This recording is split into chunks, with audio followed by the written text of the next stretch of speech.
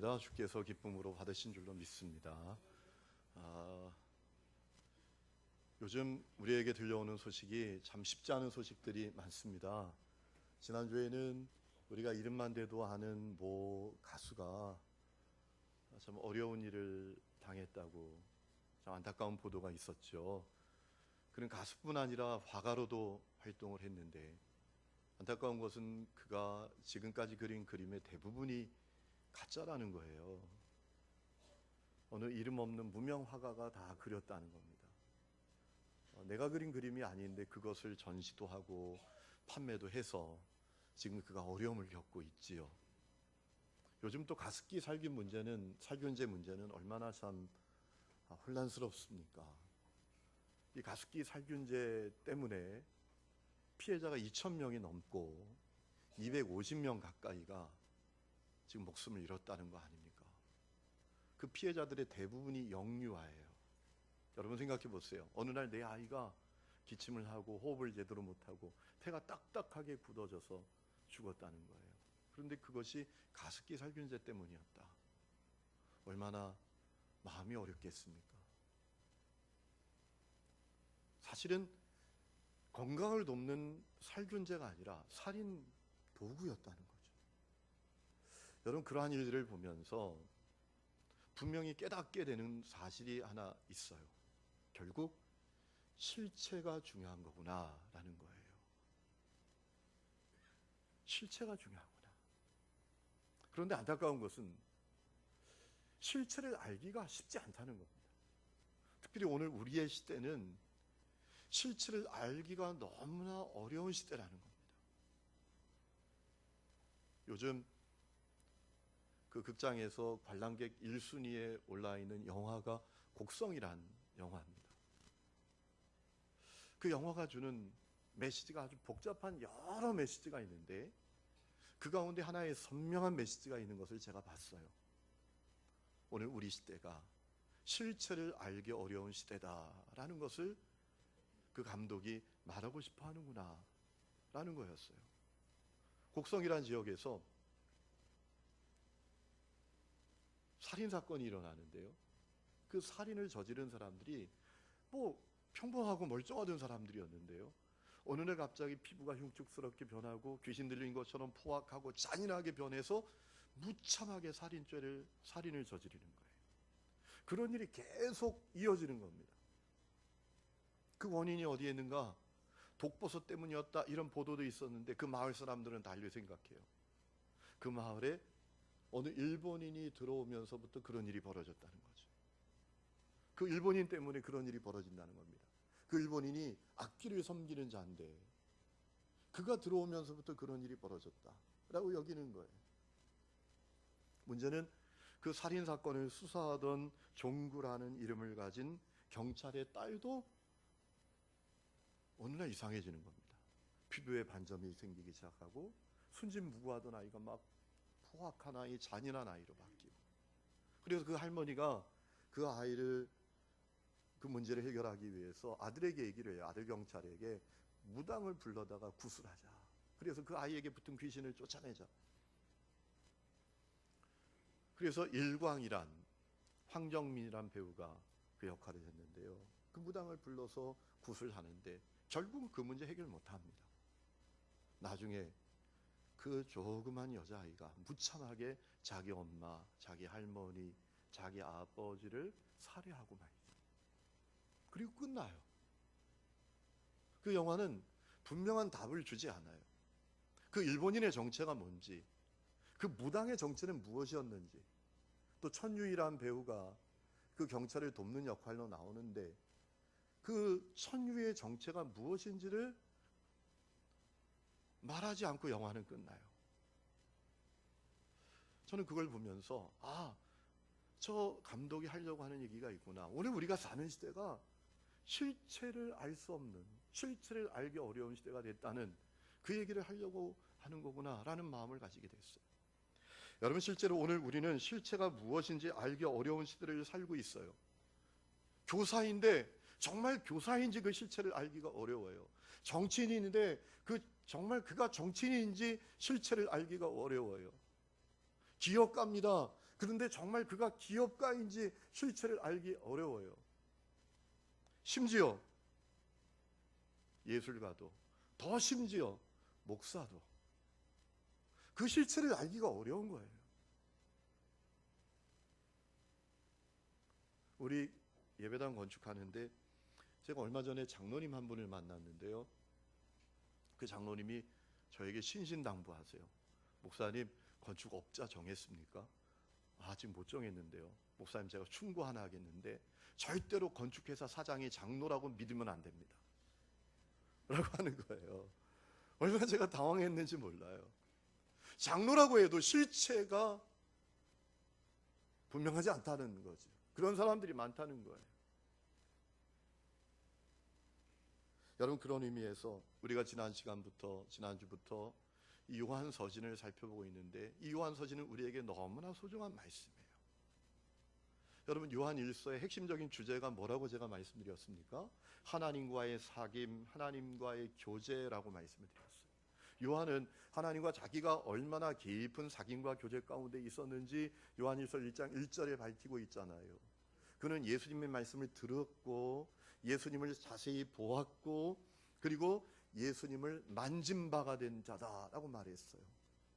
물론 그 표현이 그 당시에 가연서를 주장하는 영주주의자를 견제하는 그런 표현이기도 했지만, 요한은 자기가 얼마나 예수님과 친밀한 관계 가운데 있는지를 드러낸 거예요.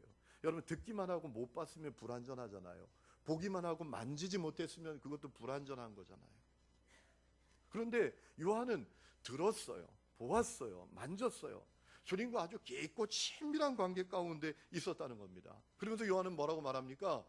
자기가 그런 것처럼 모든 그리스도인들이, 이 당시에 흩어져 있는 그리스도인들이 다 주님과 깊은 사귐과 교제 가운데 있기를 원한다는 겁니다. 그러면 자기 마음이 너무 기쁠 거라고 했어요. 도대체 왜 그는 자기처럼 모든 사람들이 주님과 깊은 교제 가운데 있는 것을 그리 기뻐한다고 했을까요? 아주 중요한 이유가 있습니다. 여러분, 사람이 하나님과의 관계가 깊어지면, 하나님께 나아가면 그의 실체가 드러납니다. 자기 실체를 알게 됩니다. 왜냐하면 하나님은 빛이시기 때문입니다. 여러분, 오늘 5절 우리가 말씀 보면 요한이 이렇게 고백하고 있습니다. 우리가 그에게서 듣고 너희에게 전하는 소식은 이것이니 곧 하나님은 빛이시라. 아멘.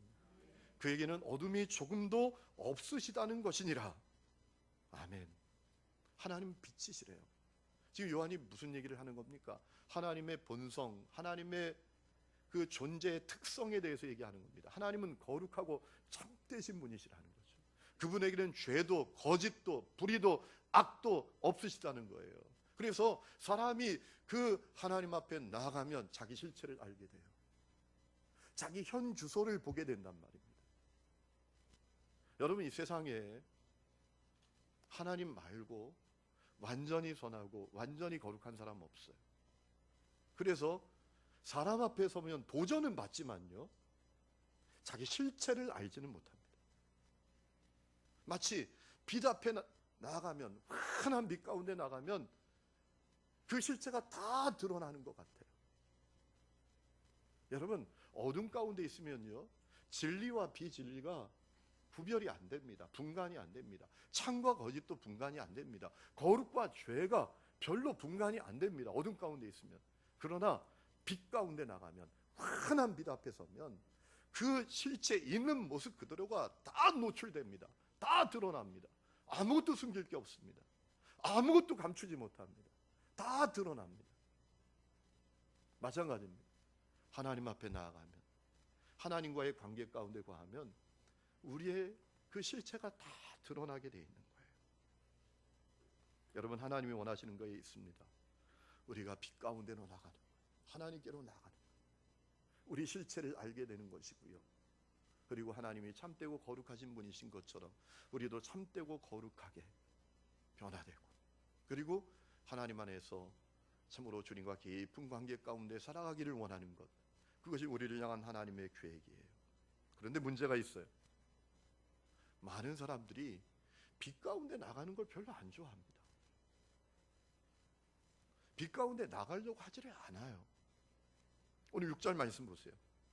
만일 우리가 하나님과 사귐이 있다 하고 어둠에 행하면 거짓말을 하고 진리를 행하지 아니함 이거니와 그랬습니다.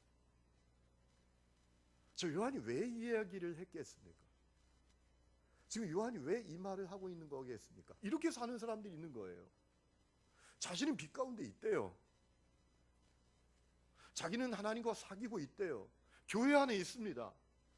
교회 공동체 안에 머물러 있어요. 직분도 있어요. 신앙의 연륜도 있어요. 근데 빛을 몰라요.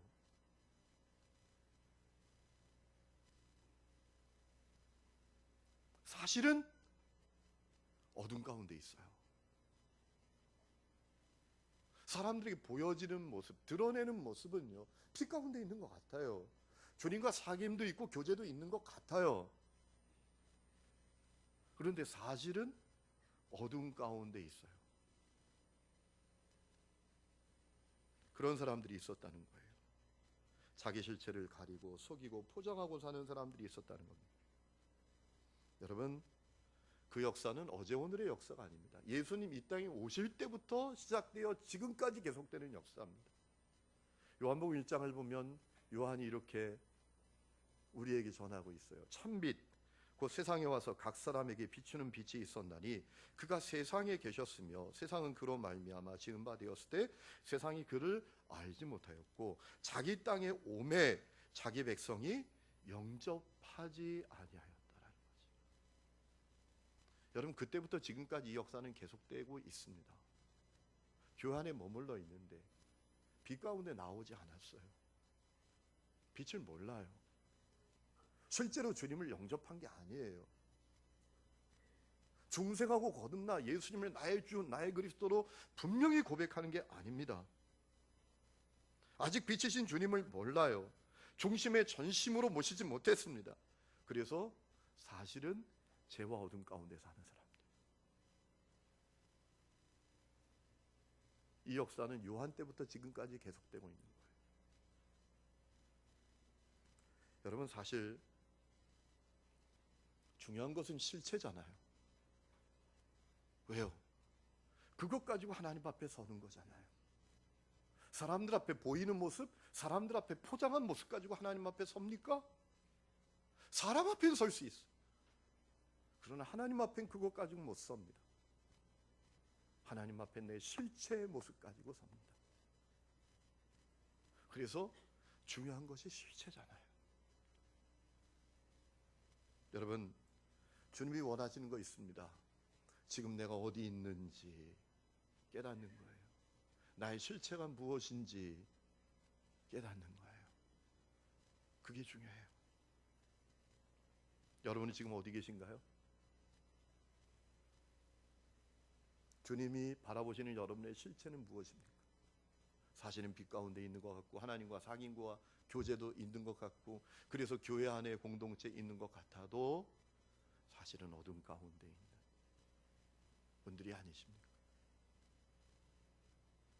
내가 어디에 있는지 이게 대단히 중요합니다. 가끔 여행지에 가거나 큰 관광지에 가서 길을 잃어버렸어요. 목적지를 찾아가 있는데 모르겠어요.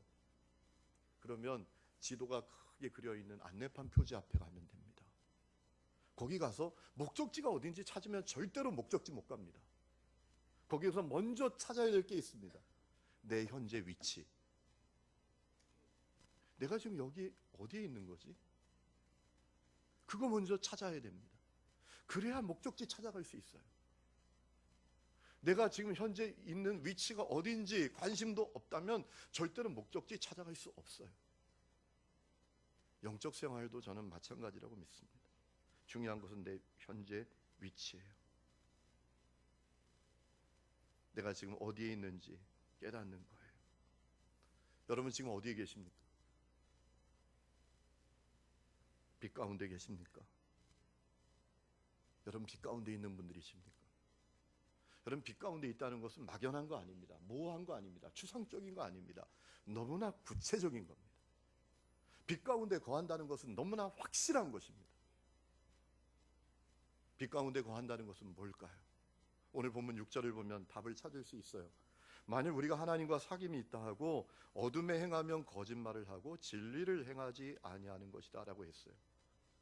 빛 가운데 거한다는 것은 진리를 행한다는 겁니다. 진리 가운데 거한다는 거란 말이죠. 그럼 진리 가운데 거하는 게 뭘까요? 진리 안에서 행하는 것이 뭘까요? 성경을 찾아보면 여러 곳에서 진리 안에서 행하는 게 뭔지 우리에게 분명히 알려주고 있어요. 말씀 안에 거하는 것이라고 말하고 있어요. 요한복음 17장 17절을 보면 그들을 진리로 거룩하게 하옵소서. 예수님의 기도입니다. 우리를 향한 예수님의 기도인데요, 그들을 진리로 거룩하게 하옵소서. 아버지의 말씀은 진리입니다 라고 했어요. 여러분, 진리 가운데 거하는 사람은요, 빛 가운데 거하는 사람은 말씀 가운데 거합니다. 말씀으로 계속 자기를 조명합니다. 그래서 거룩해집니다. 정결해집니다. 여러분은 분명히 말씀 가운데 거하고 계십니까? 제가 지금 순별 신방을 하고 있는데 가끔 신방을 하다 보면요, 마음이 막 콩닥콩닥 할 때가 있어요. 왜 그럴까요? 어려운 데도 아니에요. 요엘서를 찾으라고 하는 것도 아니에요. 스바냐를 찾으라고 하는 것도 아니에요. 오바댜를 찾으라는 것도 아닙니다. 레위기를 찾으라고 하는데 못 찾아. 레위기를 못 찾아. 신약에서 막 찾아. 신약에서. 여러분, 진리 가운데 거하는 건요, 주님 말씀 안에 거하는 거예요. 늘 말씀을 묵상하고 말씀을 읊조리고 말씀을 붙들고 사는 거예요. 시편 26장을 보면 악한 자의 길에 서지 않는 거래요. 주의 인자하심이 내 목전에 있나이다. 내가 주의 진리 중에 행하여 허망한 사람과 같이 앉지 아니하였고 간사한 자와 동행하지 아니하겠습니다. 진리 가운데 행한다는 것은 악한 자와 함께하지 않는 거예요. 여러분 그런 분들이신가요? 요한복음 8장 44절 보면 거짓 가운데 거하지 않는 겁니다. 너희는 너희 아비 마귀에게서 났으니, 바리새인과 서기관들을 향해서 예수님이 하시는 말씀이에요. 너희 아비의 욕심대로 너희도 행하고자 하느니라. 그는 처음부터 살인한 자요 진리가 그 속에 없으므로 진리에 서지 못하고 거짓을 말할 때마다 지것으로 말한다. 마귀는 진리가 없어요. 진리 안에 행하지 못합니다. 그래서 입만 열면 거짓말이에요. 여러분 진실하려고 노력하십니까? 거짓말 경계하십니까? 교회에 다녀도 입만 열면 거짓말인 분이 있어요. 제가 그런 분 알아요. 근데 그분보다 더 재미난 분은요, 그분이 막 얘기하면 옆에 앉아있는 집사님이 갑자기 이렇게 얘기해요. 뻥 뻥이래요. 에베소 4장 23절을 보면 죄를 버리고 거룩한 가운데 새 사람으로 사는 거래요. 오직 너희의 심령이 새롭게 되어 하나님을 따라 의와 진리의 거룩함으로 지으심을 받은 새 사람을 입으라. 여러분 빛 가운데 사는 건 막연한 거 아니에요. 새 사람으로 사는 거예요. 여러분 새 사람 되셨어요? 십자가 복음으로 새 사람 되셨습니까? 거룩하게 살려고 애쓰십니까? 거룩이 중요하신가요? 성공하고 돈 많이 버는 것보다 거룩이 중요하신가요? 여러분 오늘 세상에서 우리가 불의를 저지르지 않고 거짓말하지 않고 편법 쓰지 않고 성공하기가 쉽습니까? 요한일서 2장 4절을 보면 주님의 말씀에 순종하는 거래요. 그를 안오라 하고 그의 계명을 지키지 아니하는 자는 거짓말하는 자요 진리가 그 속에 있지 아니하되 그랬어요. 여러분 진리 안에 있지 못하면 절대로 말씀에 순종할 수가 없어요. 베드로전서 1장 20절을 보면 뜨겁게 서로 사랑해야 한대요. 너희가 진리를 순종함으로 너희 영혼을 깨끗하게 하여 거짓이 없이 형제를 사랑하기에 이르렀으니 마음으로 뜨겁게 서로 사랑하라. 진리 안에 거한다는 것, 빛 가운데 산다는 것은요 사랑하며 사는 거예요. 사랑하고 싶은 사람, 사랑할 수 있는 사람 사랑하는 게 아니라 뜨겁게 사랑하는 거예요. 내게 좀 힘들고 어려운 사람들, 여러분 그렇게 살고 계신가요? 성경은 너무나 구체적으로 진리 안에 산다는 게 뭔지 우리에게 알려주고 있잖아요. 요한복음 4장을 보면 진리의 예배자가 되는 거죠. 하나님의 영이시니 예배하는 자가 영과 진리로 예배할지. 여러분 예배를 사모하십니까? 예배 가운데 주님이 임재해 계신 것을 믿고 예배하십니까? 예배를 사모하는 마음이 있으신가요? 요한복음 16장 13절을 보면 내 안에 계신 성령의 인도를 받는 거래요. 진리의 성령이 오시면 그가 너희를 모든 진리 가운데로 인도하실 거다. 여러분 진리 안에 산다는 것, 빛 가운데 산다는 것, 내 자아대로, 내 하고 싶은 대로, 내가 원하는 대로 사는 게 아니라 성령의 인도함을 받는 거죠. 성령님을 주목해 보는 거예요. 그래서 예수원을 세웠던 대천덕 신부님은 성공의 신부님인데 감자도 물어보고 먹었대잖아요. 길을 가는데 누가 감자 하나를 주더래요. 이분이 감자를 이렇게 들고 가만히 서 계시더래요. 뭐 하는가 봤더니 묻더라는 겁니다. 성령님, 제가 이걸 먹어야 됩니까? 말아야 됩니까? 조금 있다가 그 감자를 주머니에 쑥 넣고 가시더래요. 뭐라 하셨다는 거예요? 먹지 말고 그냥 가. 우리가 그 정도는 아니라도 여러분 성령님께 관심이 있습니까? 여러분 속에 계신 성령님을 의식이나 합니까? 여러분 진리 가운데 행하는 것, 빛 가운데 사는 것은 절대로 모호하지 않아요. 구체적입니다. 오늘 여러분의 현재 위치는 어디입니까? 여러분 사실 내 현재 위치가 어딘지, 내 실체가 어떤 것인지는 내가 잘 알아요. 심리학 용어 가운데 제가 성령 집회 때 한번 말씀을 드렸는데요. 조해리의 창이라는 용어가 있습니다. 조지 루프트라는 사람과 해리 잉검이라는 사람이 같이 만들어낸 용어입니다.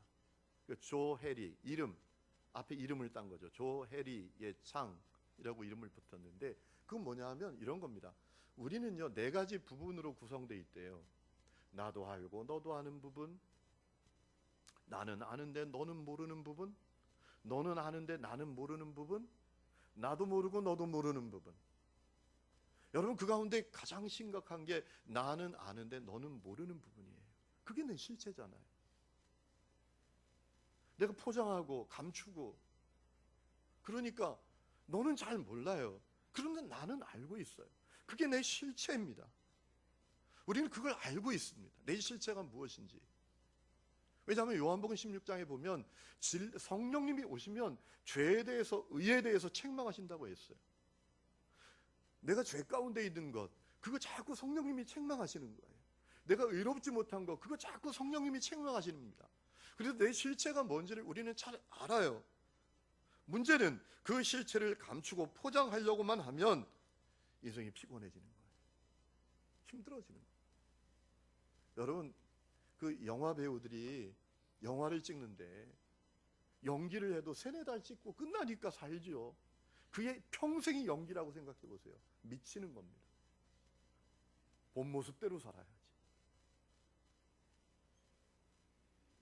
영적으로도 여러분 내 실체를 감추고 포장하고 살면 영적으로 병들고 결국 파멸 상태에 이르게 되는 거예요.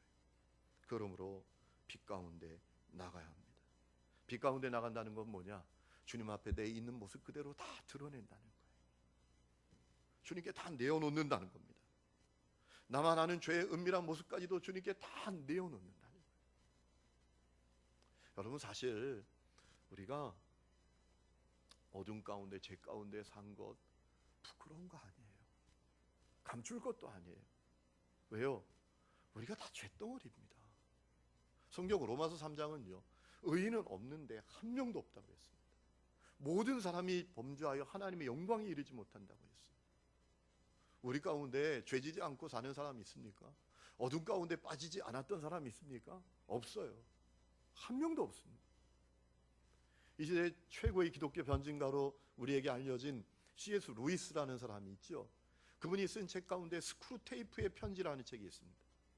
그 책의 내용은 뭐냐면 마귀의 정체가 무엇인지, 마귀의 전략이 무엇인지를 아주 적나라하게 알려주는 거예요. 그분이 그 책을 쓴 다음에 기자들이 인터뷰 요청을 했대요. 왜냐하면 아니 어떻게 마귀의 정체가 뭔지, 마귀의 전략이 무언지를 이렇게 잘 명쾌하게 쓸 수가 있어?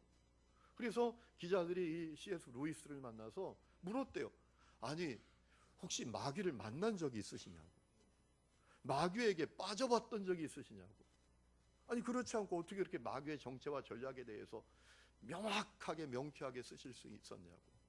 그때 C.S. 루이스가 이렇게 얘기하셨대요. 오직 내 마음속에 있는 죄악을 분석하는 것만으로도 충분했습니다.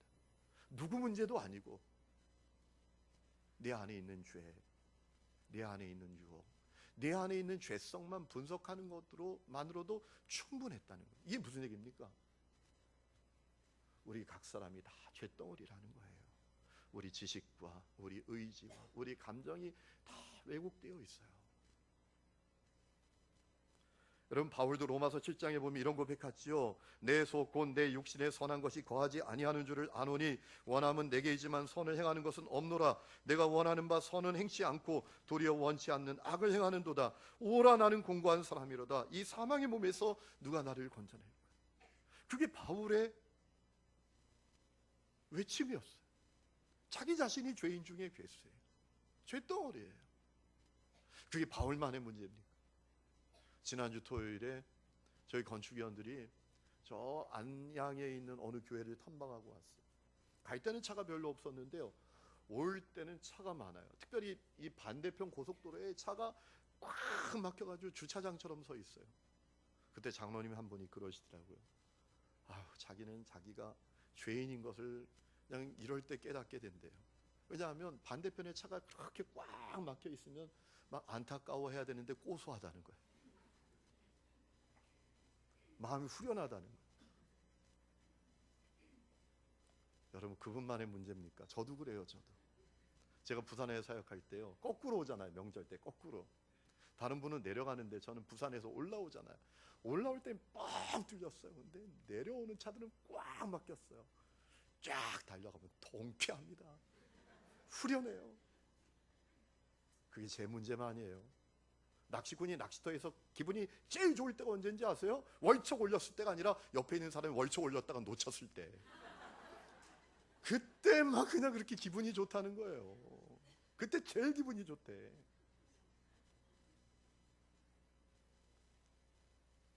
여러분 우리가 다 할 수 없는 죄인이에요. 착각 시리즈라는 유머가 있어요. 애교 섞인 착각이 있어요. 낙성대, 태종대가 대학인 줄 아는 거, 몽고 반점이 중국집인지 아는 거, 안중근 의사가 내과 의사인지 아는 거, 또 LA가 로스앤젤레스보다 훨씬 멀다고 생각하는 거. 다 이거 애교스러운 착각인데 우리 영원히 걸려있는 착각이 있어요. 내가 의롭다고 생각하는 착각, 나만큼만 살아보라고 생각하는 착각. 사실은 어둠 가운데 있는데 빛 가운데 있는 것처럼 포장하고 살면서도 빛 가운데 있다고 생각하는 착각. 오늘 10절에 만일 우리가 범죄하지 아니하였다 하면 하나님은 거짓말하는 이로 만드는 것이다 라고 했어요. 8절에도 만일 우리가 죄가 없다고 말하면 스스로 속이고 또 진리가 우리 속에 있지 아니할 것이다 라고 했습니다. 그러므로 할 수 없는 죄인인 우리들은요, 빛 가운데 나가야 돼요. 있는 모습 그대로 나가야 돼요.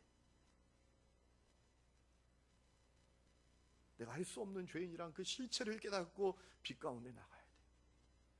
그럼 어떻게 빛 가운데 나갈 수 있는가? 출발은 회개입니다. 방법은 나의 죄를 자백하는 거예요. 오늘 9절 말씀 보면 만일 우리가 우리의 죄를 자백하면 그는 미쁘시고 이루어서 우리 죄를 사하시고 우리를 모든 불의에서 깨끗하게 하실 것이다 라고 했습니다. 여러분 예수님의 보혈은 놀라운 보혈이에요. 우리의 모든 죄를 깨끗하게 하실 수 있는 보혈이에요. 9절 말씀에 있는 깨끗하게 라는 표현은 히라보로 까다리조인데요, 씻는다 이런 뜻입니다. 사시며 라는 단어는 아피에미라는 단어인데 부채를 탕감하다 채무를 변제해 주다 이런 뜻이에요. 여러분 죄의 싹은 사망이에요. 그것은 영원히 변하지 않는 진리입니다. 우리가 중력을 느끼는 것처럼 확실한 거예요. 죄의 싹은 멸망이에요. 사망이에요. 그런데 그 죄의 싹을 우리가 안 치르게 하시고 예수님이 대신 치르셨어요. 십자가에 매달려 그분이 다 치르셨어요. 우리 죄의 채무를 그분이 다 변제해 주셨어요. 레위기 16장에 보면 아사셀 염소의 내용이 나오죠. 하나님 앞에 죄 사함 받는 속죄 제사를 드릴 때 염소 2마리 택합니다. 제비를 뽑아서 속죄제를 드리는 염소를 택해요. 머리에 안수하고 죽이죠. 피를 내어서 뿌립니다. 죄값을 치렀다는 거예요. 그리고 한 마리 나머지 염소는 광야로 보내요. 어떤 의미입니까? 죄가 이제 다 해결됐다는 거예요. 죄가 멀리 떠났다는 거예요. 죄로부터 자유케 되었다는 거예요. 여러분, 예수님이 우리를 위한 아사셀 염소가 되셨습니다. 예수님이 우리를 위한 속죄 제물이 되셨습니다. 예수 십자가 보혈의 능력이 있습니다. 예수 십자가 보혈이 용서치 못할 죄는 없습니다. 해결하지 못할 죄도 없습니다. 그러나 그 보혈의 능력은 우리가 우리의 죄를 자백할 때 누려지는 거예요. 오늘 9절에 있는 자백이라는 단어는 히라보로 호몰로게오라는 단어인데 정확하게 번역하면 이런 뜻입니다. 시인, 고백, 시인이 남긴 고백이에요. 시인이 남긴 고백. 하나님, 내가 할 수 없는 죄인입니다. 하나님, 나의 이 죄가 있습니다. 그러면 자백하면 씻겨주신대요. 멀리 옮겨주신대요. 여러분, 그것은 성경의 분명한 약속이잖아요. 이사야 1장 18절에 너희의 죄가 주홍 같을지라도 눈과 같이 이어질 것이고 진홍같이 붉을지라도 양털같이 희게 되리라. 아멘. 시편 103장 2절에도 내 영혼아 여호와를 송축하며 그의 모든 은택을 잊지 말지어다. 그가 내 모든 죄악을 사하시고 내 모든 병을 고치시고. 아멘. 자백하면 용서받는 거예요. 이미 말씀드린 대로 이 요한서신의 수신자는 불신자들이 아닙니다. 이 요한서신의 수신자들은 이미 교회 공동체 안에 있는 사람들이었어요. 그것은 무엇을 말합니까? 우리도 어둠 가운데 빠질 수 있다는 거예요. 이 땅에 어둠 가운데 빠지지 않을 사람은 아무도 없다는 거예요. 하나님의 관심은 우리가 어둠 가운데 빠지지 않는 게 아니에요. 우리의 죄를 시인하고 자백하는 것입니다. 자백하는 것은 시인하는 겁니다. 용서를 구하는 것입니다. 그리고 다시 짓지 않겠다고 결단하는 거예요. 그게 자백이에요. 여러분, 예수님의 보혈은 우리 과거의 죄만을 위한 보혈이 아니라 주님 다시 오실 때까지 우리가 지을 모든 죄를 위한 보혈이에요. 그러므로 주님, 우리가 날마다 빛 가운데 나가기를 원하시죠. 죄를 자백하고 시인하고 나의 실체를 주님 앞에 드러내고 나아가기를 원하시는 거죠.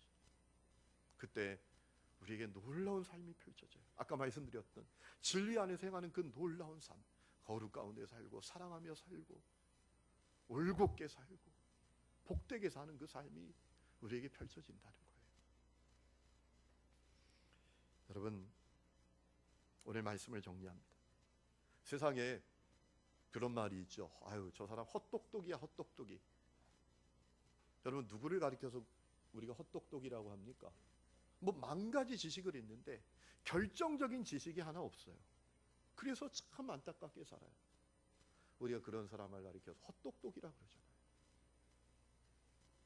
예전에 원재훈이라는 시인이 쓴 그 어떤 수필을 쭉 읽어보니까 거기 그런 내용이 나와요. 어느 날 그분이 사무실에 있는데요, 잠자리 한 마리가 들어왔어요. 그런데 이 잠자리가 못 나가요. 창문을 열어줬어요. 나가라고. 여러분, 잠자리 눈이 만개잖아요. 곁눈, 홀눈. 잠자리는 눈이 만개가 돼요.